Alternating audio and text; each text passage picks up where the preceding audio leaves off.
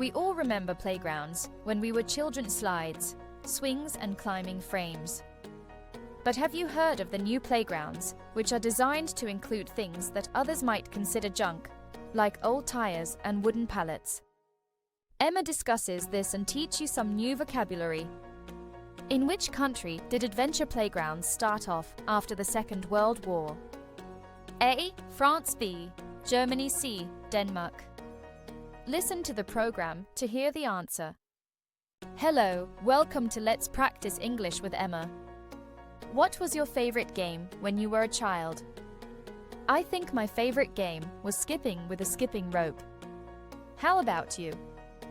Well, I could never skip, so I think I just preferred playing football.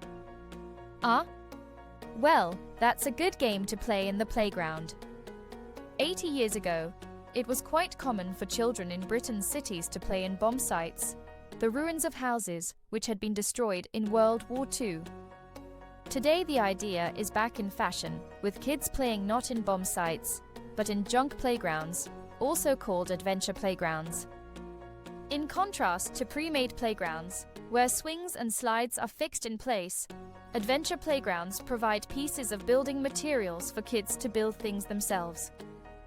Reporter William Kramer went to see one such playground in Wrexham, North Wales, for BBC World Service programme People Fixing the World. At first glance, the land is little more than a junkyard. There are stacks of used wooden pallets and big reels for holding wires. But if you look a little bit closer, you'll see crooked homemade structures, hidey holes and turrets. Children run barefoot. They swing on ropes and throw themselves down a makeshift water slide. At first glance, William sees only junk. The phrase "at first glance" means looking at something for the first time, before having a chance to look more carefully. Adventure playgrounds are indeed full of junk, pieces of construction material like old tires, planks of wood and lengths of rope. But look closely and you'll see children using the junk to play, building dens and hidey holes.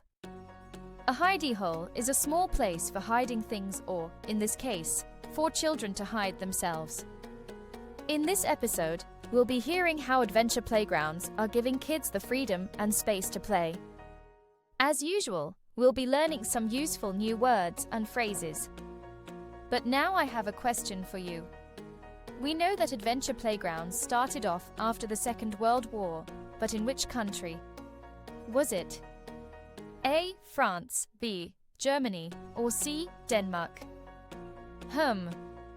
I think maybe France. I think French children maybe were very adventurous. Okay. Well, we'll find out the answer to that question later in the program. Adventure playgrounds give kids the freedom to choose how they play. According to child development expert Dr. Anna Housley-Juster, this freedom is vital, as she explains to BBC World Service's People Fixing the World. It's true. We do tend to minimize play in certain ways, but actually after the most basic needs are met for children, so food, shelter, water, safe place to be play is by far the most important factor for healthy child development. Anna thinks play is as important as a child's basic needs, like food and safety, but unfortunately the importance of play tends to be minimized. If something tends to happen, it happens often and is likely to happen again. Anna says that after a child's basic needs are met, play is by far the most important factor in a healthy childhood. She uses the phrase "by far" to mean by a great amount. For example, your teacher might say, "You're by far the best student in class." The freedom to take controlled risks in a safe environment is what Anna calls self-directed play.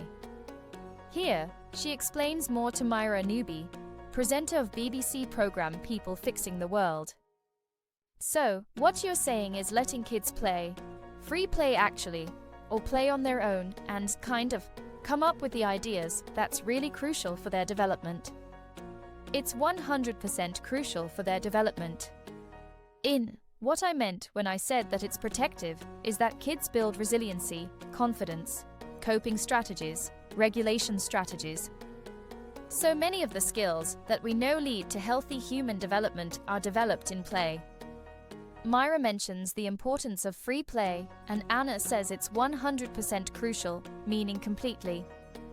You can also say 100% as an informal response to mean, yes, I agree with you completely.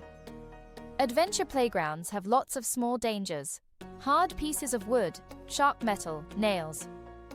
According to Anna, taking small risks when playing with these makes kids more resilient and builds coping strategies, the term for the psychological ways children develop to manage challenging situations.